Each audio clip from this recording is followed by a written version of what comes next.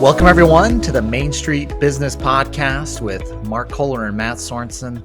We're excited to be with you today on the Open Forum episode. This is your episode. That's right. It's Q&A time. And so we're going to do our best to answer your questions or have your questions answered, Q&A. I'm trying to make sure I get all the vernacular down. I just ran into the studio eating a breakfast burrito. And he said, what kind of burrito is that? And I go, breakfast burrito. I'm eating breakfast and lunch. And he goes, Mark, we have a word for that. You know, it's called brunch. Yeah. It's called brunch. But I don't think that breakfast burrito from the gas station you can technically call brunch. Yeah, it did feel like brunch. Yeah. It didn't go down like brunch. Yeah, when I was walking outside of the truck stop, they're like, free mimosa? You know, that didn't happen. Yeah. Well, thanks everyone for being here. As we Yeah. said, it's Open Forum show. That means we're going to take your tax, legal, asset protection, wealth building questions. Today, Mark and I are both tax attorneys. Mark's a CPA. I also am CEO of Directed IRA, our trust company for self-directed retirement accounts. And we're just out here answering your questions for free. You decide if they're worth anything, but they're free. Yeah. So no, full refunds are offered on these questions. By the way. Yeah, full refunds. Yeah, we like to have fun on the show. So hopefully those that are new to the show appreciate the. Some might call it humor. Some might call it a distraction. It's up to you. You get to call it what you want. And, but no, I think a lot of people find this very, very enlightening to see very similar questions from other entrepreneurs and investors from around the country and go, I'm not alone. And then other folks are like, wow, I didn't even think of that question. Yeah. So we got a whole bunch here today. It's going to be fun. Any important news first we need to cover? Well, I mean, do we have an update from our correspondent on the Britney Spears? Yeah, let me go to him. Saga? This is Mark Kohler in Hollywood reporting. Yeah. Live on assignment. Live on assignment. Yeah, Dad stepped down. Britney's free. Now, she still has free-ish. Yeah, she still has a custodian that's appointed by the court, but they were co-custodians, and her father stepped down. So Britney's happy about that because now they don't have this deadlock where Dad can hold things up and assert his will on his daughter that apparently he loves and she loves him. I think there's a lot of love lost there, but anyway, you heard it here first on the Main Street Business Podcast, the news you were waiting for. Yeah. No one asked that question, but we just thought everyone wanted to know that answer though. Yeah. I mean, everybody wanted to know. And this reminds me of my favorite meme that was going around a few weeks ago, which was kind of like a picture of a guy at the pawn shop negotiating, you know, and on the meme it said, America demanded to free Britney, and it shows the pawn shop guy, and he's like, best I can do is free Bill Cosby. Oh boy, our world that we live in. So that's what we got going. Okay, and all right. Yeah. Gosh, I was going to say something else. Want to go over some upcoming educational events? We got our workshops, the Self-Directed IRA Summit. Yeah, let's come to that. Let's dive into some questions. And also one quick disclaimer. Sorry to some of you who were a little upset about our last podcast on the moratorium for tenants and allowing to stay in landlords in homes where landlords are not paid for another month or so. And we covered the entire issue on our podcast last week, and we were trying to take the side of landlords that are oftentimes over 70% of landlords, just small business owners like you and I. They're not these big corporations trying to hurt the little guy. They are the little guy that just happen to have a rental property. And so we got some hate mail, but we are just as sympathetic for the tenant as we are the landlord. But it's time to let maybe the free market solve the problem for people on both sides of that situation. And we talked about it. So if that topic interests you, it is one of our most listened to podcasts ever now, and probably the most hate mail I've gotten in a while. So might be interesting for you. So, yeah, So yeah, might want to go check see it what out. that's all about. Yeah, might want to see what that's about. Okay, Matt, you get to choose our first question today. All right. Okay. This is I love this. This is a question from Terry in Tennessee. Okay. In the event of a total collapse of the economy or depression, okay, how should your assets and business be structured to protect you, the business, and your assets? Wow. Okay. Terry, I don't know if you know something we need to know. Yeah, Is there something we don't know? I need the red phone to Terry's house apparently, so I can. Yeah. Oh, Here's what I would say, and this has happened many times. I think even I had to deal with this with family and some clients when the pandemic hit. A lot of people got into panic mode, and frankly, made a lot of poor decisions. They got out of the stock market entirely. They just went to cash, and we've had the greatest rise in the last 12 months in a long time. And people that did that really left a lot of money on the table because they had some fear. And so what I would say is like fear cause you to make some bad decisions. So, but at the same time, we want to have the emergency fund and some liquid assets and things that you can use to live off of if we do go into a depression, and be prepared for that. But it's not everything. Okay. You don't take everything off the table to do that. You don't sell everything and put it all in cash under a mattress or Bitcoin or whatever you think is going to survive if there was a depression. What I think is good, and this is, kind of like Dave Ramsey principles, is have your 3 months of savings to cover your living expenses, cover your mortgage, cover your rent, cover any bill you have, food, what you need to take care of yourself and any of the people that depend on you. You know what? You business owners, you need to do the same thing. You need to have a 3-month savings or readily available assets that you can deploy if your business gets affected by a downturn.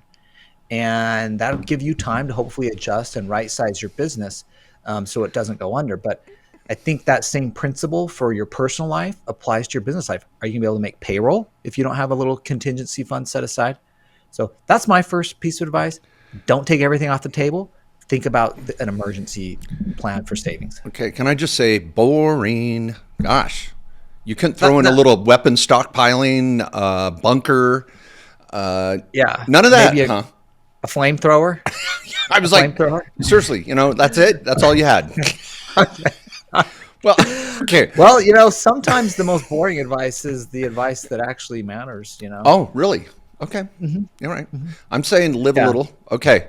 Yeah. I like Terry's question. And by the way, I did hear from a friend that grenades are about $500 on the black market. True story. Oh. Yeah. Friend that is like a undercover police officer. I was like, what? They like busted some people with a bunch of grenades and like other stuff. I'm like, who has grenades in Phoenix? What are they going to use them for? Yeah. I was like, yeah, let's go to the road. I'm like, what are those cost? Oh, $500. So, if you want to take in your Bitcoin, you can buy 80 grenades. Just one Bitcoin will buy you 80 grenades. Okay. Well, that's a rule of thumb we all want to live by there. Just kind of they're little currency I wanted trading. To make it interesting for you, Mark. Yeah. Thank you. Okay. Running grenades and Bitcoin all in one statement. That's very uncommon. I like it. Well, here's what's funny. If you answer Terry's question in a vacuum, let's do that. Let's just think. In the event of a total collapse of the economy, how should my assets or business be structured to protect me? If we answer that question in a vacuum, you're going to live a very different life than mainstream society, right? Because if you say, if I'm assuming there could be a total collapse of the economy or the depression, well, you got to make some significant changes. You got to have a heck of a lot of cash and food storage, emergency supplies, probably weapons, probably a off the grid power supply, water supply, utilities. Because if you're going to live with a possibility of this, you're going to have to make some significant changes in your lifestyle or deployment of your assets, not just in liquidity, but in literally survival. Now, and it's crazy. You watch a lot of these doomsday movies that are quite popular the last 5 years, and you see, wow, I don't have the food storage that I should, or do I have enough toilet paper or whatever? And then the COVID thing hits, and you're like, there's a run on, Windex at the grocery store. So it's hard to answer Terry's question, because if you're going to live under the assumption that that could happen, then you're going to have to go through a checklist of things. Now, I think moderation in life means we don't live the complete opposite either. We can't just live month to month. We can't say it could never happen, and we don't take any precautions. And I think that's where, Matt, you made a good point that when COVID hit and there was a quote unquote lockdown and a run on a lot of basic supplies at the store, a lot of people that had never thought of this were left hanging. So my answer would be this: in life, most of our problems are solved by living in balance, living in the middle, staying in the lane of a little bit of caution, but a little bit of conservatism. We got to make sure that we're protected. And this is where I like what Matt said, even though it was boring. Having some cash reserves at your home, having a fireproof safe, having food supply, having storage, be thinking about, I have a generator. I've never owned one. And finally, when I built this house up in Idaho, I said, I want a generator off the grid. I don't live off the grid, but if the power went down, I have a generator going to natural gas. And depending on if it's an earthquake and natural gas lines are lost, I could do pretty well with electricity for a time being. So that was one thing I wanted to do. Now, do I have a safe room in my house like Jodie Foster? And no, but I'd like one someday. I'm going to tell you I do. Yeah, not that I'm. Yeah. I mean, as far as you know, I don't. Yeah. So, but anyway, I think living out of debt, consumer debt, having cash reserves, and very important thing. And you know what, Matt? This is a good point too. I'm going to give a little shout out here.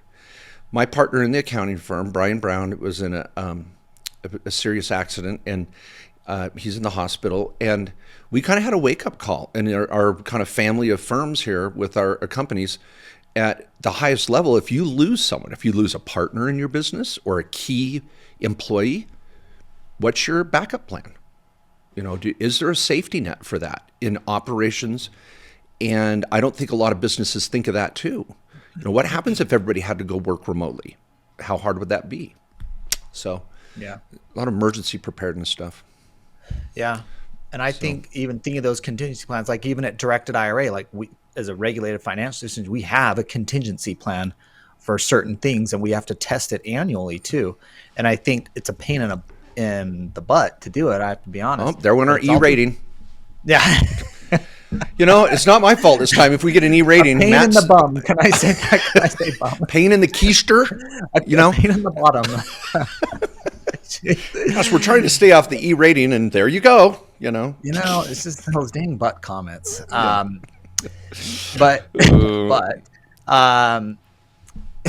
Going through those protocols and testing, they're a pain. It's good, but you learned some things about how to do it, and you know what? We had a pandemic hit. We had it already. We knew what we were going to do. Okay, I got a good question here. Let's move to some tax and legal. This affects a lot of our listeners. This is from Zach on Instagram. He says, it is a two-part question. Should I have my S corporation own all my operational entities? Should I have one S corporation, correct? And then he said, and my trust should hold all my holding LLCs. I guess it's three parts. But they're all interrelated in some simple points. The one word that answers all this is the trifecta. Now, some of you have come to our office over the years, and especially in the last few years, where the trifecta term has really taken off. And that is that's a concept where your trust, your revocable living trust, which provides no asset protection, but a lot of privacy and planning for your family and your assets. So you have this little revocable living trust, single, married, second marriage, whatever, young or old. You don't have to be rich. In fact, it's very important. Everybody has one. This little revocable living trust, very affordable. That's your foundation. And in Zach's question, on the left side of our trifecta that we teach every day and been doing so for years, would be your operational S Corp as your primary operational entity if you have a number of small businesses It would own those subsidiaries or the share of those subsidiaries. And if possible, depending on the situation, sometimes clients have a couple S corps because of different types of businesses or partners, but one S corp is really 90% of what our clients go down. I only have one S corporation, and it owns my share in As any. do I. Yep, there we go. We're in the same boat. That's the left side. And then the right side is your holding companies. That's your LLCs, your retirement accounts, your asset side. And that's going to be owned. All the entities are going to be owned by your trust. So whether it's operational on the left and holdings on the right, it all flows down to your 1040 in your trust. And your trust should own all of these businesses, be the beneficiary on all the retirement accounts, own your home, little things like that. So if you meet with one of our attorneys, and sometimes an appointment may take a month to get in with an attorney, but if it's not urgent, that's okay. We need you. Let us know if it's urgent. But that's what we want to do on our first consult with all of our clients. Let's look at your diagram. What's your trifecta? What entities do you have that you don't need? What entities do you need that you don't have? And let's simplify. And so, Zach, great question. Matt, what would you add to on that? I just say for Zach, it was like 3 yeses to each question. Yes, yes, yes. Should your S corp own all of your operational other entities? Yes, it should. Everything should flow to your S corp. Your S corp owns all of your other things, partnerships that are operational, other entities you want to keep separate. It all flows down the S corp. Should your trust own your holding asset LLCs? Yes. Exactly right. Yeah. And so you're down. And should you have one S corp? Yeah, and should you have one S corp? Yes, unless you're a weird situation. Yeah. So that's really very good. And so and some of you that are maybe listening to this, you'll be like, oh, that's me, and that's the wonder of this show. And Mark's got videos. Did we do a podcast just on the trifecta? I can't remember, but there's a lot of content on the trifecta if you get around searching for it on our stuff. And I just want to say it's an asset protection strategy and tax strategy built into one. One thing many asset protection lawyers, or hopefully you're not working with them, but the asset protection coaches or whatever corporate places they are that aren't real lawyers that advise you like they are, they screw up your tax stuff. And then the CPA and the tax people screw up your legal stuff. This is like the balance of like how the asset protection and the tax planning work together. It's the trifecta. It's awesome. Love and then that revocable living trust is your estate plan, of course. Love it. Could we answer, Matt, if you don't mind, DOS? Yes, this is related to that. Yeah, it's related to it. I love it. Why don't you? Let's hit that one next. So he says, or she, DOS, they, if I have an RLT and I want to put a Series LLC What's an RLT? Revocable living trust for those that the cool kids know what's a revocable living trust. But if I have a revocable living trust and I want to put a Series LLC into it at a later date that will deal in REI rentals, real estate investment rentals, in order to avoid title issues, is it better to name myself as the member of the LLC rather than the trust and then assign the LLC into the trust? All right. If you have a revocable living trust already and you want to create a Series LLC later on, just have the trust own the Series LLC from day one. Yep. Love it. No, gosh, you're smart. I was going to say that. Oh, yeah. You said it. I was like, I wonder if Matt's going to say what I'd say. That was perfect. Yeah. I mean, why mess around? It's just just start. That's what it is. You amazed me, Matt. You had me at RLT. I know. It's like, just want to throw that out. Yeah, I know how to get right to your heart, And you throw a little REI in there. Oh man, that's not the outdoor, recreation and recreational kind of. That's equipment. Real estate investments. Yeah, real estate investments.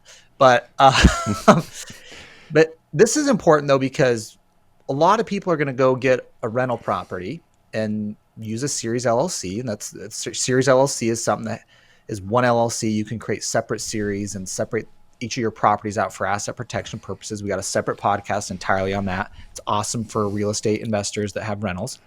But as you're buying properties, you may be closing on them in your personal name.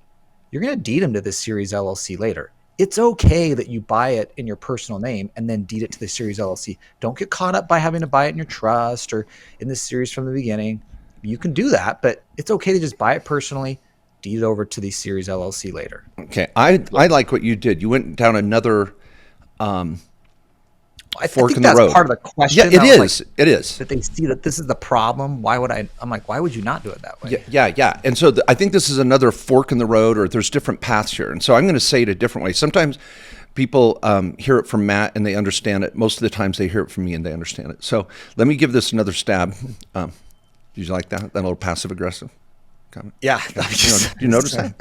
You've been married. You know what I was doing. Yeah, I'm just gonna let it ride.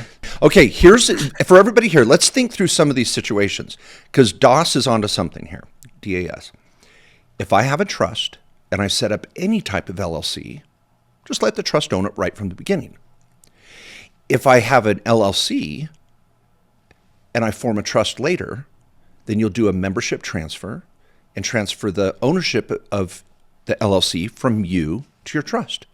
Both ways are fine.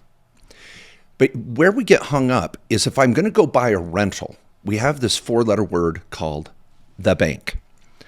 And the bank is going to freak out if they see the LLC as an owner, or you're trying to close in the name of the LLC, or you're trying to close in the name of the trust. For some reason, even though they live in America, they have no clue what these entities mean because they don't want to know what they mean. They want to close in your name.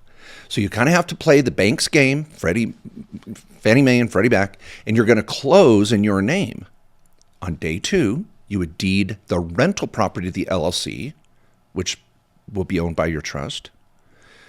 And if you buy a personal home after closing, you would deed it to your trust because I don't have an LLC between my trust and my personal home, just between my trust and rentals. That's where the LLC goes. Now, some of you go, oh, there's a due on sale clause. You guys don't know what you're talking about. The bank's going to call the loan due. No, they won't. In 20 years, I think I've had one client that literally got pushed by the bank to deed it back into their name. And I swear it's because they went in and done, hey, can I do this? What do you think the bank's going to say? They're going to freak out. You know, they got to get approval from 3 people to go to bathroom on break. So they're not going to let you do that. So just freaking do it. They've already sold your mortgage. And I've talked to so many banker attorneys. They're like, we do not care. The only time we pull that card is if you're not paying your mortgage. If you're not paying your mortgage, we're going to look for the quickest way to foreclose.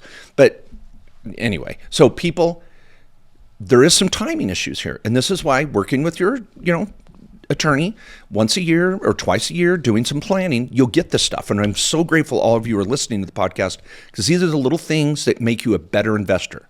So, because it's too expensive to call an attorney every time you have a question. I'm grateful you're here educating yourself. That's what you got to do. Notice how I complimented our listeners, Matt. You could do more of that. I think people really appreciate should. it. I mean, we have great listeners. I mean, they're determined, smart. I mean, they can listen to Mark Kohler for an hour. Yeah. I mean, that takes a determined, smart person to really make it through that. Yeah. I'm going to go with smart because it's a mental marathon. I'm running track. Yeah. Some people I tire with my conversation, but they really don't know it's just because I'm making them think. Deep thinker. I mean, let's be honest. This is tax and legal. We're just trying to keep it interesting, but also give you the right information. Yeah. So, speaking of getting some energy going here, Corey, can you bring me another rock star, please? It's a double rock star day. Yeah, I think you need it. I do. You can feel it. All right. Okay, you choose the next question. I got a question from Rod. Okay, Rod emailed in a question. Rod from California. He says, long-time listener, first-time question. Love the show. Thank you. He says, I'm deciding between a Roth 401k and traditional 401k through my new employment, $80,000 salary. I also have been building a small rental portfolio. I'm about to inherit a fully depreciated property that cash flows around $50,000 a year. In retirement, I anticipate most of my earnings will come from my rentals. Given that rentals have the depreciation deduction, I'm assuming I'll be in a lower tax bracket until the depreciation is exhausted. Which 401k should I choose? Oof. Okay. Can I say one thing and tell me if you agree? I don't know if those two scenarios even relate to each other. I think the 401k question is independent. Would you say that? I don't know. I have that feeling. No? Well, deciding between Roth and traditional, I think is a determination of, one of the factors you want to look at is what will your income be at retirement versus what is your income now? Because remember, on a traditional, when you put that money in, you're getting a tax deduction. Well, Rod, if you're at $80,000 salary and you have a rental portfolio, but that's pretty much depreciating, maybe you've got this property you're going to inherit that adds 50,000 a year. Now, I don't know if you're married, you got dependents or not, but you're not in the highest of tax brackets yet. And so that traditional tax deduction isn't as valuable right now. Mm-mm. Now, let's take it on the flip side. Let's say later you've got 10 rental properties that you've depreciated all fully. And now you're cash flowing these babies and you're loving it. I mean, retirement's great because, you got this rental portfolio you've built up with equity in it and you got cash flow. Now you've got high income. And so I actually think the traditional is a bad deal in that scenario because your deduction's not as valuable now. But then later, if your income's higher, you're going to pay tax on the way out. You're choosing to pay tax at a higher rate if this works out that way. Yeah. So in that case, I would go the Roth. And Mark and I did a separate podcast on traditional versus Roth. That was on the Directed IRA podcast. Yeah. That I think you'd really like, Rod. Check that out, the Directed IRA podcast. We compared Roth versus traditional and some income points and kind of analyzed these factors and ran some calculations. It was pretty nerdy, but I think really detailed with kind of how, Rod, you asked your question. Yeah. Let me repeat that for everybody, because this question of should I do Roth or traditional is very much debated in the financial community, accounting community. And so we did an entire podcast on it. Now, you may not have known we have two podcasts. We have the Main Street Business Podcast, which some of you may be getting on YouTube here and don't even know that that's on your Stitcher or your iTunes podcast play button. But we also have the Directed IRA podcast. Now, the URL for that, and you can just search on Google Directed IRA podcast and you'll find it quite quickly. But directedira.com/podcast. We do an open forum every 3 weeks there and a couple topics in between that really help you vet these types of questions with your retirement accounts and how to self-direct and invest in what you know. So go watch that, Rod. And any of you debating this. Okay, now, here's my answer. Everybody's situation is different. And that you have to say that. When anybody says, should I do Roth or traditional, and they've got rentals or they don't, there's about 5 other questions. Married or single? How old are you? What's your plan for income? What's your plan for this? How much do you already have? There's some variables, right? But let me give you the general rule in my opinion. Matt, tell me if you agree. Mm-hmm. General rule, go Roth. I think the majority, now it may be 55% of the time, it may be 65, 75. I think it's higher than people realize. But I think when you do the math, because most of us want to retire at the same level of income or more. Really? I want to retire on less than I'm making now? That's not my goal. Now, I don't know what reality would be, but if that's the goal, then plan that way. And if you're going to plan that way, I think the general rule is to always go Roth. Now, there's a red herring here too. That's kind of the red dress in the Matrix. Here's the distraction in that question. He said, at my employer, I have to choose between Roth and traditional. Nowadays, you don't. You get a 401k that lets you choose Roth or traditional every year. So you could say, well, this year I'm going to do Roth. Next year I'll do traditional. So don't think it's a one and done answer. In most organizations now, they're allowing you to choose the type of deposit you want to make in the 401k every year. Also, remember the company match is going to be traditional. So you're going to end up with if you go Roth, you're still going to have a traditional piece. There you go. You're getting a couple of both. So, but I think that question is irrelevant. I think the real estate issue is irrelevant from this decision because we want to build your real estate portfolio separate from building your retirement account portfolio. Now, you might have real estate in your portfolio. I get it. But I don't know. I just think that's my take for what it's worth. Okay. So, okay, now we got to do this on the show for my sponsorship with Rockstar because I'm a Rockstar accountant. 10 carbs, 0 sugar, no carbonation, 160 grams of caffeine. There you go, people. The best Rockstar drink is the Rockstar Recovery. Give it a try. Everybody I introduce to it, they love it. It doesn't taste like motor oil or Red Bull and I mean, this is like country time lemonade. I mean, it's Oh, dangerous. is that the standard? Can you make it taste like country time lemonade? Well, just saying, everybody loves lemonade, you know? I thought that was a low standard. Well, in the lemonade circle. maybe like your grandma's lemonade, or you know, there you go. Something a little more, you know. I don't know if I could go with fresh squeezed, but fresh squeezed. It's something. It's somewhere between grandma's lemonade and fresh squeezed. Yeah. Okay. Or, now, I don't know. I've got a question. I got a question, but I want to pose it to you, Matt. So I'm going to, I got a good question too. So. All right. This is Christina from the website. Now, if any of you want to pose a question, go to mainstreetbusiness.com and click the button, submit a question. And you can see other questions, and I always respond in there when we answered the question. So you can go to the specific podcast if you're looking for that answer. So Christina posed this question. She said, our oldest son will start college in 2 years. We have a Coverdell ESA account that we plan to use to pay for most of his expenses, including housing. I had a client this week dropping off a child in Atlanta, you know, and she's down there and getting them all set up. I dropped off my daughter Molly this month at her schooling in Salt Lake City, and it's just a fun time. You know, isn't that fun? Totally on both ends. You know, whether you're the kid or the parent. I mean, it is awesome. This is a good time, Christina, and I like the question. Yeah, so fun. And so I had some questions from some clients this week on this topic. Her question is, there's two parts to this. The big question is, what type of things can I pay for with a 529 or a Coverdell IRA? Now, everybody out there, a Coverdell IRA is a supercharged IRA just for college expenses. They're awesome. They grow tax-free, come out tax-free for college.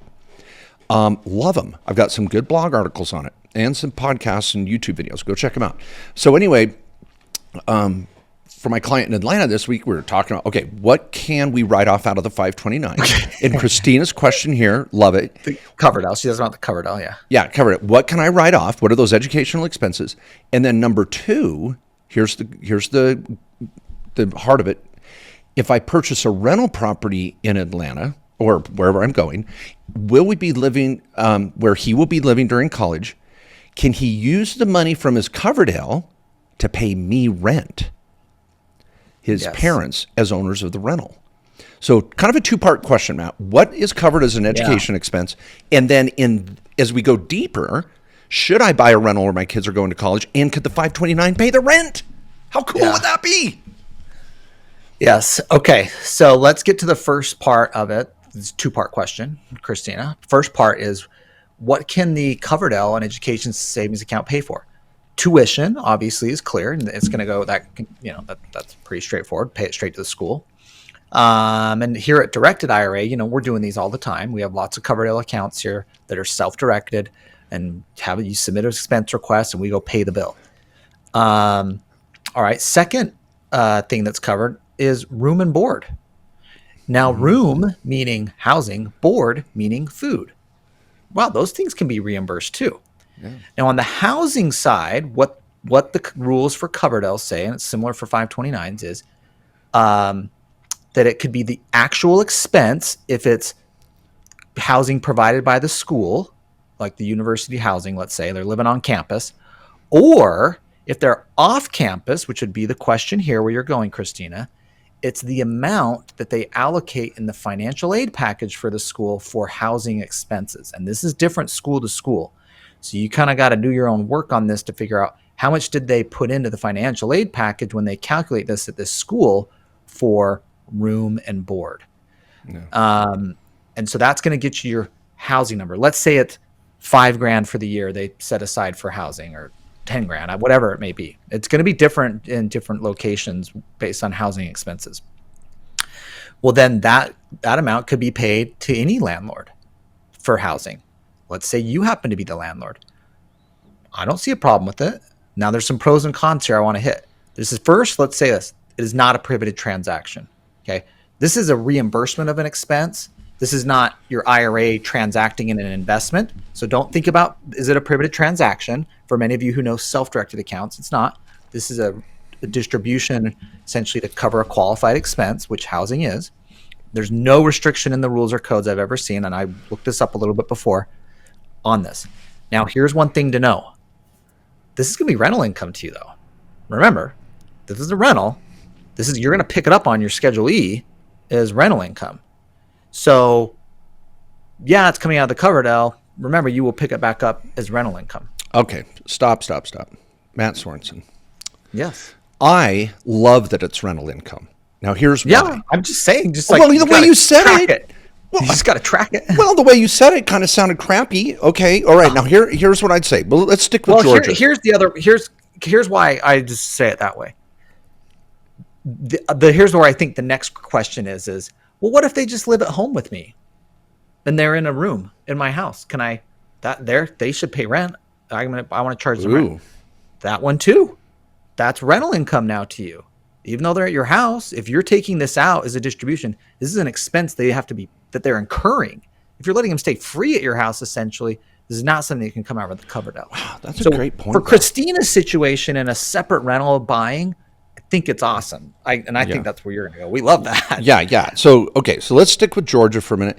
If I have a kid going down to Georgia to go to college, they may be a freshman in the dorms the first year, yada, yada. I get it. But as soon as possible, I want to get a rental property near campus or within a reasonable commute, if possible. Some college communities are very overpriced with rentals because of supply and demand. I get it. But let's say we find a rental property, maybe even a little fixer-upper, that you could go and work on with your child in the summer or put him to work on it. And now they're paying rent to you. Every time you go to Georgia is a tax write-off because you're going to go check on your rental. Your child is now an employee of your LLC working on the rental. Now we can 1099 that child for helping you with your rental. So even if I'm collecting rental income from the 529 or the Coverdale, that's okay because it's the gas, it's the grease that makes the engine turn on this rental property strategy. Now I want to digress and go back a step. When Matt said, this is very important, everybody, when Matt said it's not a prohibited transaction for the Coverdale and 529 to pay you or your rental property for rent, it cannot pay a rental property you own in your IRA. That is prohibited. So the money coming out of the Coverdale is not prohibited, but if it's going to your IRA that owns a rental, now we have a problem. So what I tell clients is, well, they say, well, so I can't buy rentals in Georgia in my IRA? No, you can. Buy rentals in Georgia with your IRA LLC and buy rentals in Georgia in your own personal LLC owned by your trust. Now you have two buckets, two portfolios of real estate in a market that you're familiar with and you're watching and you visit. And the one that's owned by your personal LLC is where all the write-offs sit. The LLC that's owned by your IRA that owns rentals is where all the tax-free income and appreciation's being generated. So I think you can knock out several birds with one stone here. And I just love this question, Christina. Yeah, that was a good question. It's one I had to look up to confirm. And there's some commentary I've seen from other CPAs and attorneys talking about this, but there's no restriction on it. Just keeping in mind the limit amounts in terms of what's a qualified distribution that's not taxable. You do need to look into the actual school's allocation for room and board to determine how much you can do per year that'll be qualifying as a distribution tax-free. Okay. Now, we have got our question from Lee, and he puts his whole name in there. We know Lee Richter. He's a wonderful client, a regular follower of the show. He put his name out there in full from Texas, and he said right off the bat, now this is important for everybody, he said, I am looking forward to your seminar in Dallas. Now, we have got a couple things going on in Dallas this fall. So I'm going to just tell you folks, since Lee brought it up, it's right here in our show questions on the website. We are doing a self-directed IRA master's class on the night of October 1st in Dallas. Now, it's limited to 50 people, and we are asking, and we'll be a little tough on this, these are people that have either been to our summit before or have been self-directing and through some of our education, because we're going to be talking high level. This is not someone where you bring that's never invested with an IRA. It's going to be over their head. They're going to hate it. But for you heavy-duty investors, this is going to be a fun night. It includes dinner. It's just with me and Matt, 50 people in a classy joint, talking high level. I guarantee there will be over $100 million of Roth IRA investments in that room. It's going to be legit. The next day, October 2nd, is my one-day business owners workshop, investors workshop, where for 6 hours, that's after breaks. So it's 6 full hours in and around the breaks of tax strategies for year end, legal structuring, estate planning, strategies, investing. I do a new curriculum every year, really excited about it. And that will be on Saturday the 2nd. You can sign up for the master's class at Directed IRA. Well, we're going to go to directedira.com to sign up. I think it's on your site. It's on Mark J. Kohler. That's where they have it right now. So both of these on October 1st and 2nd, go to markjkohler.com and sign up. They will both sell out. I'm going to keep the Saturday class to 100 or less, and it'll be lots of Q&A. It's going to be really good. So, Matt, you want to talk about the summit too, which is also in so we got Self-Directed IRA Summit October 22nd and 23rd here in Scottsdale, Arizona. Golf tournament involved with some charity component to it, and then full day of self-directed IRA training with multiple sessions going at each time, so you can bounce between different things you're interested in. It's going to be awesome, live in person, great time to network, meet other people, find some common investors. Yeah, October 22nd, October 23rd. That will not be virtually broadcast. Neither will the Dallas event 2 weeks earlier. But the summit is such a good one for the new investor as well as the advanced investor with retirement accounts, because we're going to have 2 tracks of classes. So you can jump to the class you want. We're going to have multiple presenters there. Matt and I will be presenting all day. Please come. It'll be good. Anyway, when you get to markjkohler.com, you'll also see I've got a workshop in Orange County, Hawaii, the week before Thanksgiving. Tax write-off. Come to Hawaii for the workshop. I mean, it's really a sacrifice on my part to go do it for you. So just call me a giver. We've got Chicago. I won't go through all the dates, but get over to markjkohler.com. Check out the events in Chicago, Orange County, Honolulu, and then we do have a virtual in December. Which brings up a question. This was on Instagram. Let me just say this, Matt, then you be ready to choose your next question. All right, I'm ready. This was from Invest Young, and she says, what is the difference between your city and virtual summits or virtual workshops? The content is the same. It's just that the in-person city events are going to be fewer people, more opportunity for Q&A directly with me and the networking involved with the others. And also the trip becomes a tax write-off. So your airfare, hotel, Uber, food, all that makes it a tax-deductible trip, which can be mix a little pleasure with fun. Pleasure with fun. Pleasure with the fun of the workshop. I'm working on that. So a little fun with the pleasure of the workshop, or pleasure with the fun of the workshop. See what you did there. Yeah, but if you want to, there is a virtual summit for Directed IRA that we'll be holding in the spring. But you want to get to Phoenix. That's the next virtual. So, okay, Matt. Question. All right. Okay. I don't know who this is, but it's Slaughterhouse Properties LLC. They said, "Hello, M&M. Matt first, then Mark." They said that? It's on the website. That's exactly what they said. I got to verify that. I just it said, "Your content makes me so excited. I'm starting to wonder if I'm in the wrong W-2 field. My husband and I both have W-2 jobs and recently set up 2 single-family rental LLCs, single owner, one each, with the help of KKOS. Devin was amazing, by the way. I have a few questions from binging on your podcast." All right, we might take a couple of these here. So first question was, I have heard that interest paid on Heloc is not tax deductible. Looking for a way to tap into equity without selling. Is this true? I know a traditional refi is also an option. Okay, good question. Really depends on what you're doing with the Heloc. Are you buying a boat that you're not renting out? Are you using that Heloc to go buy a rental property? Or to put in and improve a rental property? Some of these single family rentals you have, you can tap into that equity, even on a home equity line of credit, and use that debt to go buy rentals. Now you're expensing that debt on the rental side. You're not expensing that Heloc on your personal stuff as your residence. Now this is a business expense for your rental property. So look definitely towards tapping that equity. That can be a good place. Just make sure it's being used for business purposes or for a rental property, which makes that interest you'll be paying tax deductible. Want to hit any other questions on there, Mark? I don't know if you saw it yet. Yeah. Let me come back to that. I did bring up Lee's name. We didn't answer his question. He's like, he's like, you guys suck. Hold it. You're going to use my name in vain and then answer my question. He says, I have a ticket already to the seminar in Dallas. I'll be there. You're awesome, Lee. We would expect you to be there. We're doing this for you. Lee's been saying, come to Dallas for a while. I'm just going to go to Buc-ee's. It's on my bucket list to go to Buc-ee's. Yeah. I'll bet they've got a pretty good breakfast burrito there. I bet they do. Yeah, you could have it for breakfast and lunch. I could have brunch at Buc-ee's.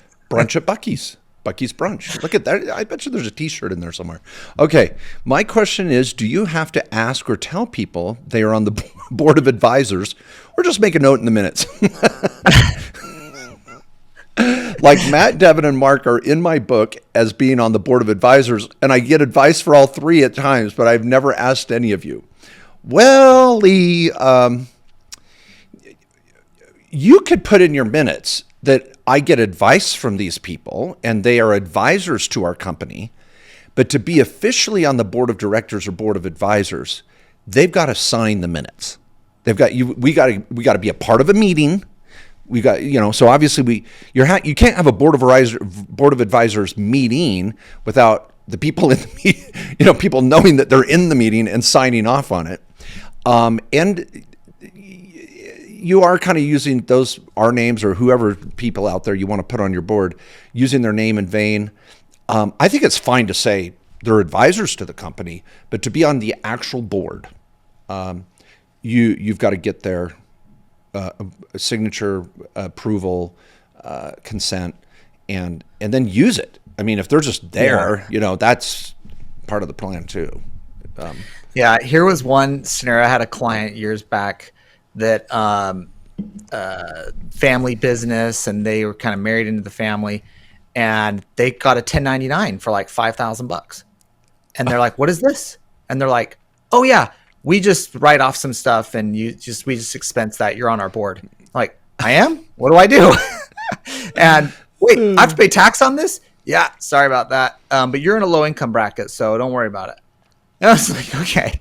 So yes, you should be talking about board of advisors, and maybe these are things you're covering expenses for them. I mean, obviously, any advice you're getting from us, Lee, is tax. You're expensing that as a professional service, and of course, podcast being free. But yeah, I think you should definitely let them know who they are, that you're doing this, and I think it's an honor for some of those people that are on your board of advisors, but they should be involved in what's going on in your business.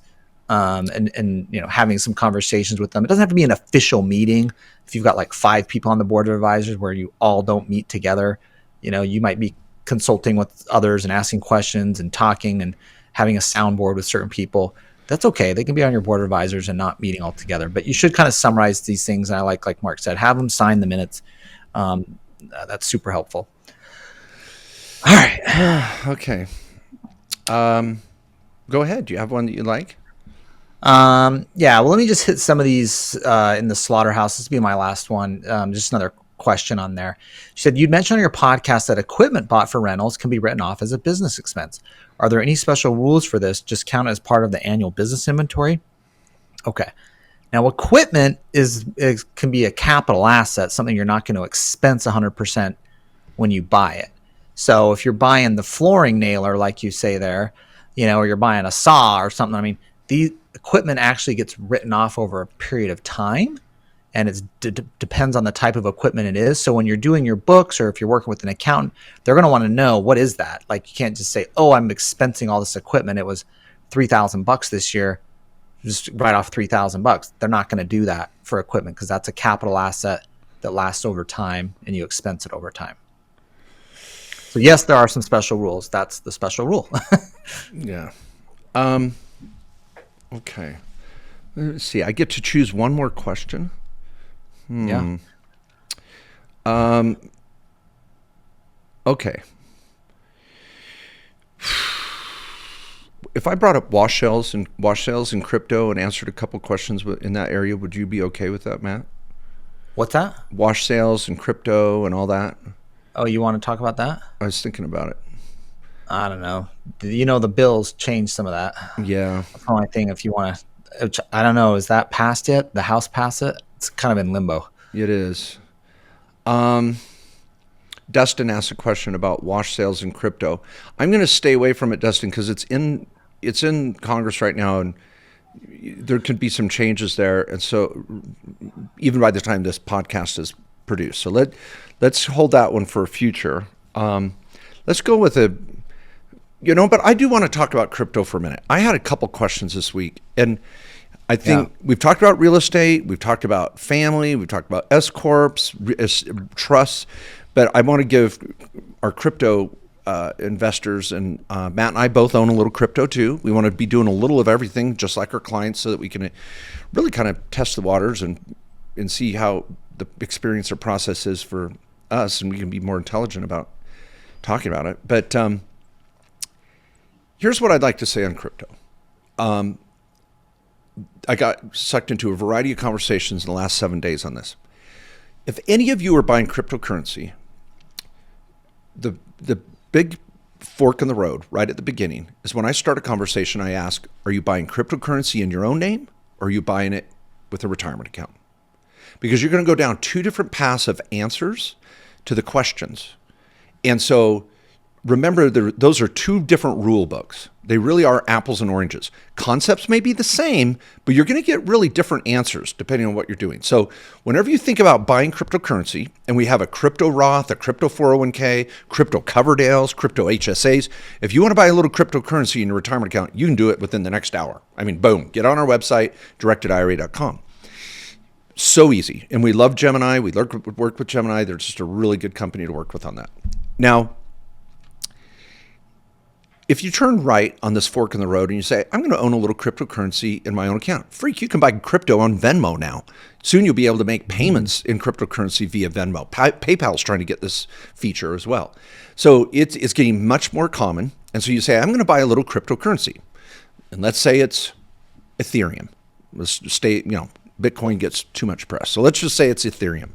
If you buy a little Ethereum, even though it's considered property, you're going to have a short-term or long-term capital gain, depending on how long you hold it. If you hold it less than 12 months, you pay whatever your ordinary income tax rate is, Fed and state. If you hold it more than 12 months, you get long-term capital gain, Fed and state.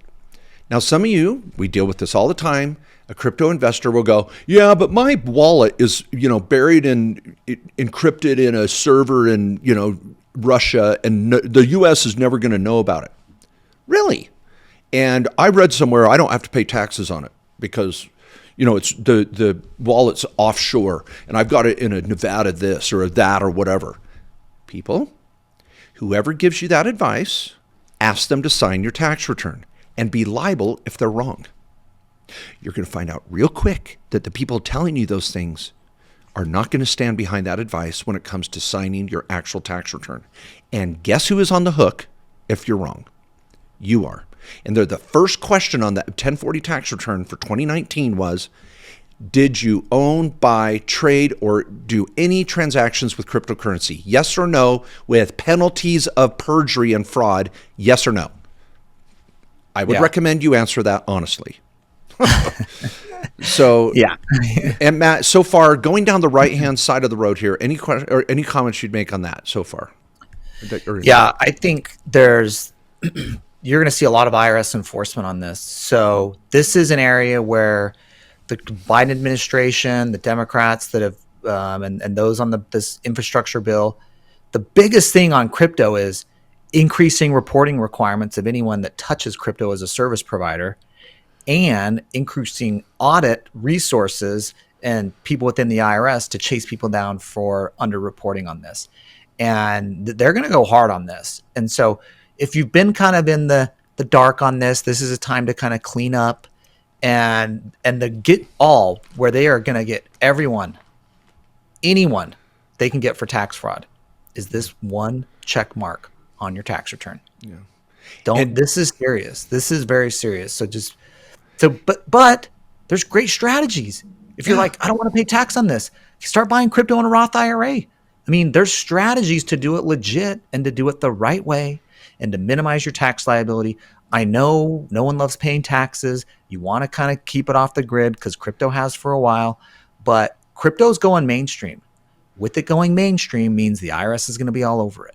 And the value of your crypto is going up too because it's going mainstream. So it's not all bad, okay? I know a lot of people are like, damn it, why was, it was going to happen. We knew it was going to happen. And it's good. It's going to increase the value of what you're holding. Yeah, I love it. And here I'll say this, because I say like one of the fears I think a lot of crypto investors have is that the government's going to come shut it down. Let me actually tell you why I think that's not going to happen. The IRS makes money on it. Yeah. Once they found out how to tax it and it's a revenue source, do you think the government wants to close it out? Ooh. No. In some ways, this is a good thing. I know it sounds crazy, but it's kind of a good thing. Yeah. I love it. I like it. Gosh, I wanted to say so much as you were talking, and I kind of got frozen with all these thoughts coming at once to me. So I'm just going to keep down the path for just a moment more. For those that are not holding crypto, but maybe doing mining or staking, that's ordinary income. And the safe play is that it's going to be subject to self-employment tax. So that means you need to run any mining you're doing or staking through an S corporation if it's going to be worth the cost to do so. You have to look at kind of a FICA analysis. What the FICA, that's self-employment tax or Social Security Medicare. Now, people go, well, I'm staking DeFi. Well, DeFi is lending your IRA or providing it as a collateral for a liquidity source. And BlockFi and others are out there doing DeFi. Now, if you're doing DeFi, that's interest income, no problem. But don't blend the word staking with DeFi. They're two different things. Now, I know some of you techies out there are going to go, Mark, you don't know what the hell you're talking about. Hey, fine. Every day there's involvement in the tech side of this, and I can't keep up. But I do know what the IRS is doing. I know what they're trying to tax, and we can help you. Don't put your head in the sand or rely on some blog article from some guy in his basement telling you how to do your taxes. If they're not going to sign your tax return, it's on you. So be careful. Yeah. Let me address something that's really important that's came up in retirement accounts and individuals doing mining, because we've seen some advice contrary to what we tell people. And I'm pretty sure we're right. And this is me, tax attorney, market tax attorney, and CPA. I've heard this argument. And there's other competitors of ours that push this argument. Well, mining income is not ordinary income for me personally, or wouldn't be subject to UBIT in my retirement account because I pay some other company to do all the services on the equipment. I don't even do anything. Okay. How does that change whether it's ordinary income or UBIT or not? Like if I own a bus and I pay someone else to operate it and maintain it, and I charge people to ride the bus, I just own equipment in my IRA or personally, it's still ordinary income. Just I pay someone else to do it doesn't change whether it's ordinary or not. Yeah. And so if it's ordinary income to you individually, you're going to pay Medicare and Social Security. The IRS has been clear on that for mining income.